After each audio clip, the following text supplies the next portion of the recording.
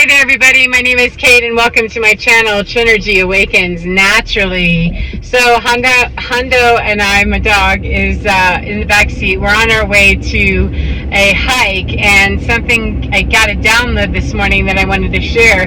Something that came up with another video that I was listening to really brought up a question inside my mind, and I was curious with why I was curious.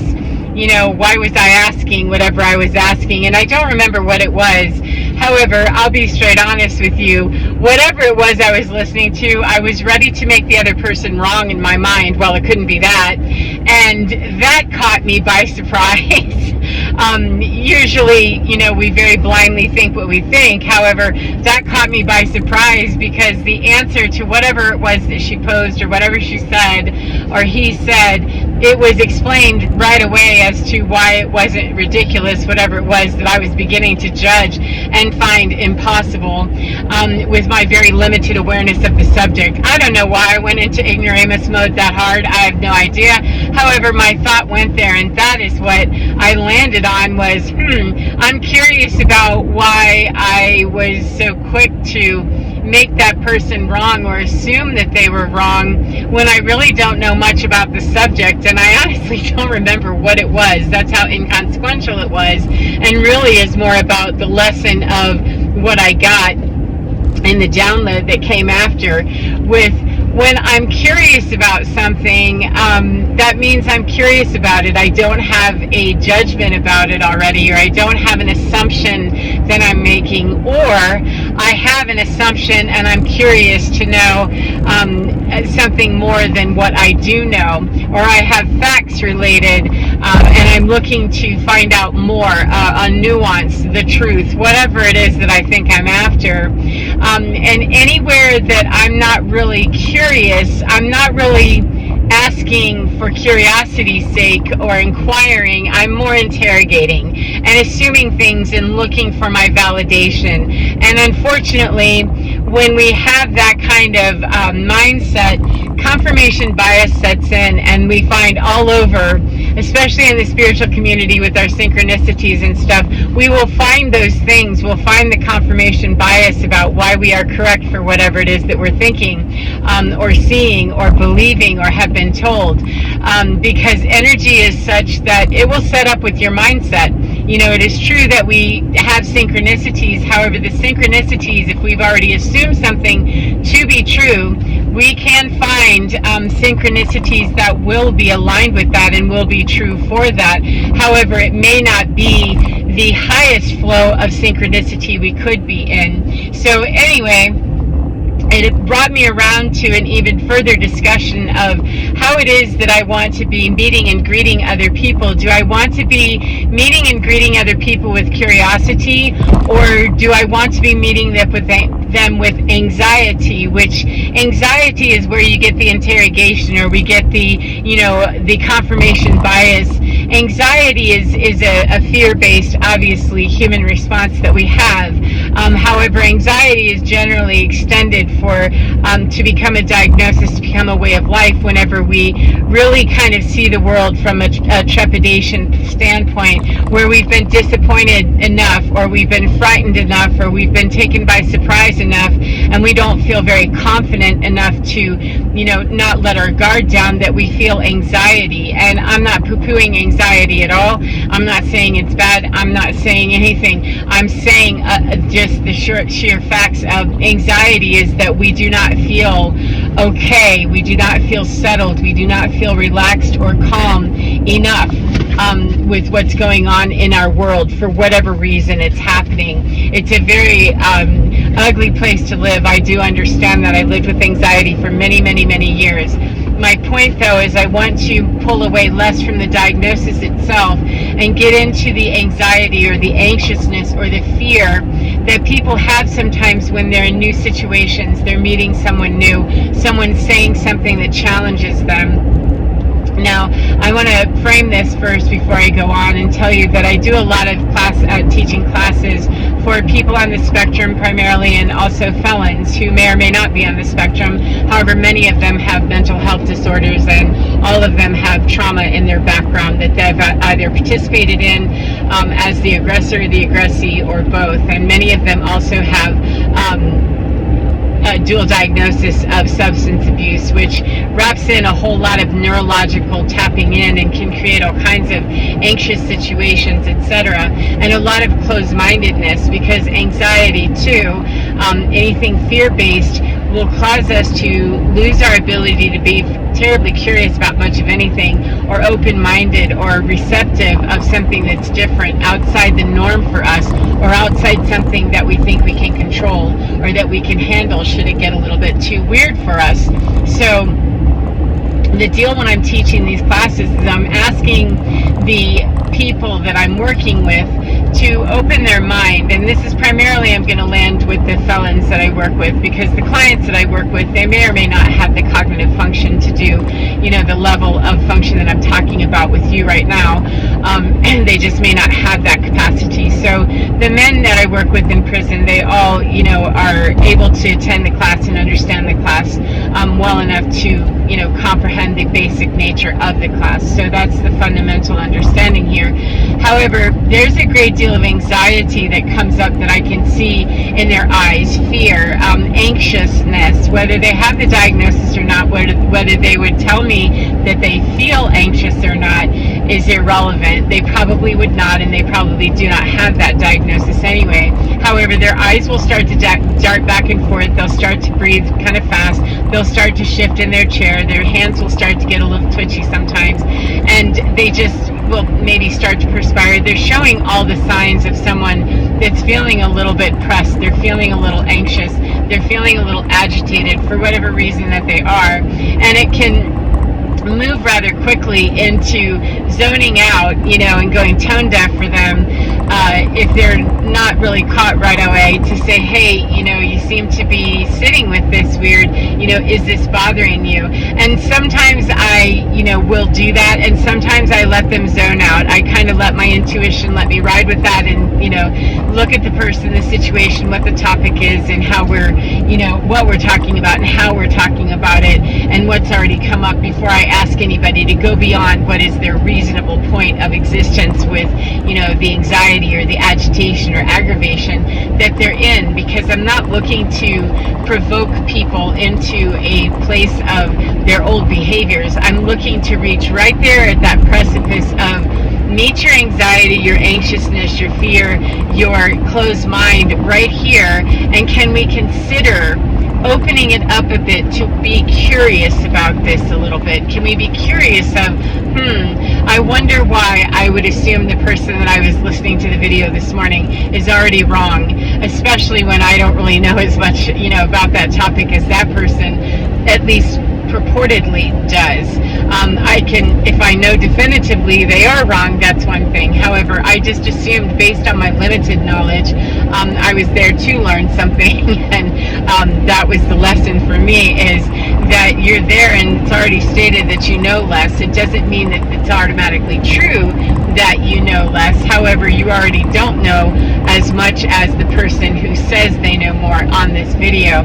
And that's kind of the approach that I take with the felons that I work with, is to say, can we reach this point right there where you can ask your own self, is there a reason why I can't stand back for a minute and take in the information? Just because we listen to something, or we see something, or we hear something, or even if we assume something to be true briefly, doesn't mean that we have to adopt that, take it home and raise it and call it ours forever and ever, amen. If we hear something that just doesn't align, can it be okay to say, yeah, I'm not really interested in that same topic that same way, and I'm also okay. I don't have to hang on to any fear of letting you stand where you are and be who you are and what you are in what you're doing and what you're saying and how you're being. Is there some reason in me that does not want to give you that freedom, however, that is going to, at the same time, want to be free enough to be me? And that can cause a lot of, lack of curiosity instantly in people, because it's a fear base to want to lock things down into a hard and rigid place. we want things as humans many times. Most of us feel most comfortable when we have things under our perceived control. However, as I've said to these men, every time I teach the class, almost every single time indeed, I will remind them, you really have ultimately no control over anything. We all have to surrender to something that is bigger and better than us, something that is greater and grander than us, whichever way you want to look at that. We all surrender to that. And no matter how much exercise of control we're doing out here, you can exercise that into, a big monster and a big powerful figure, etc. However, ultimately, we are all rendered absolutely neutered and neutral at some point in our life by something that is a higher authority than us, whether it be a weather event, whether it be a freak accident, whether it be disease, whether it be old age, whatever it is, or ego death, where someone pops our balloon and rips up our masks and, helps us see the facade. We all yield somewhere to something that is bigger or greater than us. So this is why eyeballs generally will kind of spin in both directions. And I see that point where, is it okay for you to be curious, to inquire with your own mind, to inquire with your own self, to have, an inquisition rather than interrogation? Can I inquire in here? Can I be curious about what I hear? Can I say, I'd like to hear more? And when we're not willing to hear more without even hearing the first, comment, the first answer that may be different than what we assume, when we're not willing to even ask the questions, that makes me curious with the person on the other side of the conversation. For me, whenever I bring that up and say, why wouldn't you be willing to have that kind of curiosity?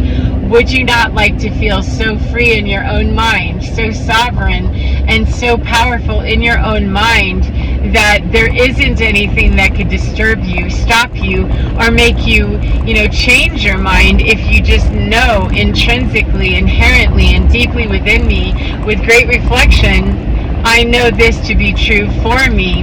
However, we often lock into very surface level, rigid understandings because they're comfortable.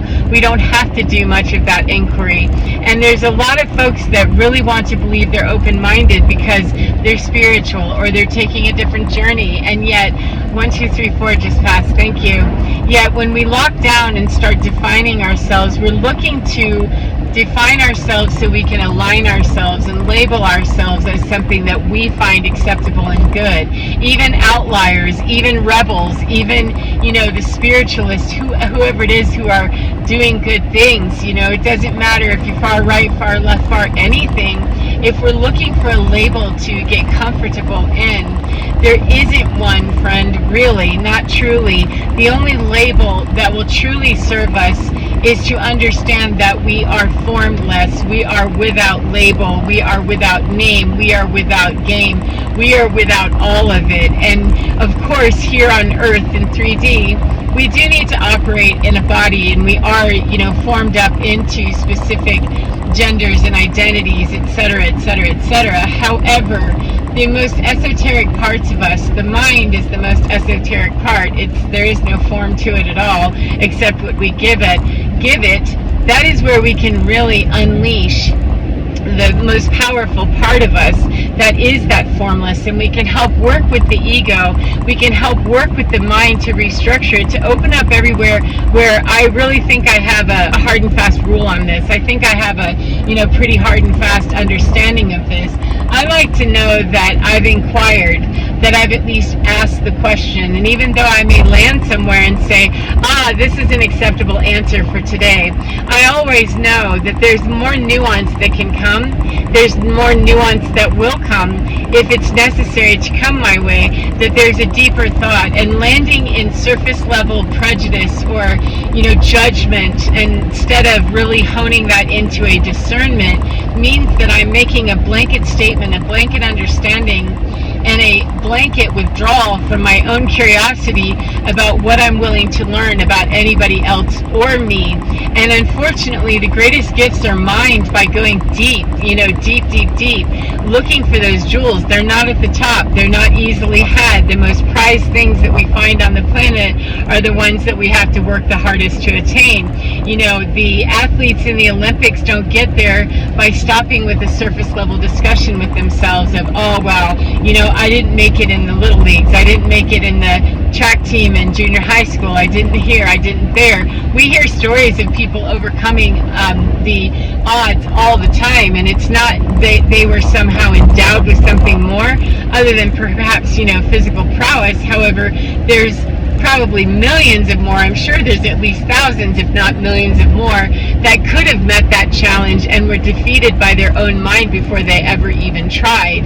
It's a difference between, am I curious to know why I didn't win that last track meet, why I didn't do that? Am I curious to know what kind of way I can change my technique? What kind of self-talk can I give myself? What kind of patterning can I change in me that may or may not end up in prowess in the field? It may not win me that track meet next time, and I may never be an Olympian. However, I'm much closer to meeting those goals and changing them if I find that, oh, maybe I'm not really best suited for track. Maybe I'm really best suited for figure skating instead.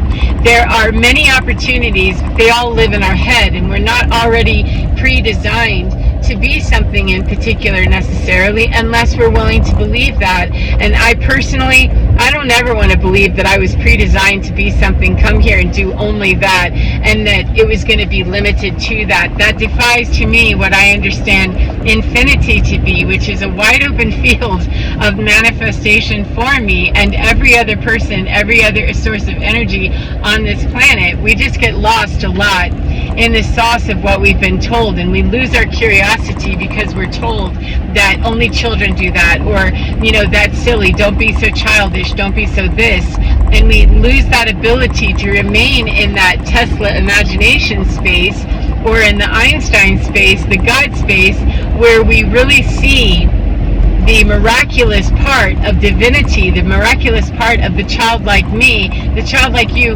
We tend to lose that because we're told that it serves no purpose here, and yet everything, every innovation, and every person stepping out on the edge of reality that stretched it that much further than where we can see and have seen already, they were in that imagination space, creating that, making it happen, and manifesting the new stage of reality as we understand it today. We evolve because of our creative thinkers. We evolve because of that curiosity and those innovative ideas that we see when we're in that childlike space, or we're in that delightful space where we can let go of all of the stories, all of the assumptions, all of the judgments, all of the prejudices, all of the labels that somebody else gave us or that we happily adopted because they're comfortable. And I'm not saying that we can never be comfortable. I'm saying that the moment that I settle in and get crusty and stale, that's when I know, wow, it's time to yeet up out of here and do something else. It's time to shake up the game. It's time to move and get on a new groove, you know, check out a new step. This is getting old. If I meet blocks, if I meet, you know, relationships that are seeming like they're going nowhere, if I meet a relationship within me, you know, a part of me that seems to be stagnant somewhere, I'm going to be curious rather than judging myself, judging another person ideally. However, definitely start with not judging me so that I'm not judging everybody else. That judging that doesn't help, but discerning with curiosity of, I wonder what that is for me. I wonder what I can learn from that. I wonder how I can show up to the next track meet with a better technique than I have right now. So anyway, we're on our way to, I believe, 11 Mile Reservoir today is what I settled on. I'm allowing curiosity to unfold itself to me. I just knew I was supposed to head up north on 24, and that's what I'm doing, and I'm pretty sure I know where we're headed. However, there's 3 or 4 different ways we can go today, and I'm allowing the childlike nature in me to say, let's go this way.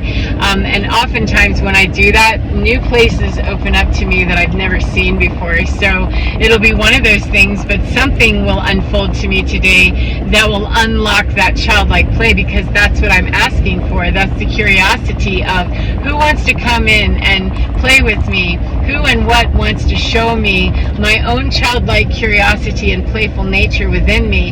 Who is it that can show me what to do with that, and where to go with that, and where to embrace what I'm doing with a grace that is only had by being in that imagination space. So anyway, take care of yourself, as I said, and get within your skin, and enjoy your day no matter what part of the day you're in. And remember to get within your skin, because you're divine. It's absolutely gorgeous. It's totally fine, and it will keep you magically aligned. However, be curious about it. If we already go into prayer or meditation or assumption about something, then we're really not leaving ourselves open to what could be more. And I guarantee you is always more. That's the nature of energy, to always be moving. So take care of yourself, as I said, and get within your skin, because you're divine. It's absolutely gorgeous, and it's in line and totally fine. Take care, and I'll see you again next time. Goodbye, my beautiful friends. Mwah.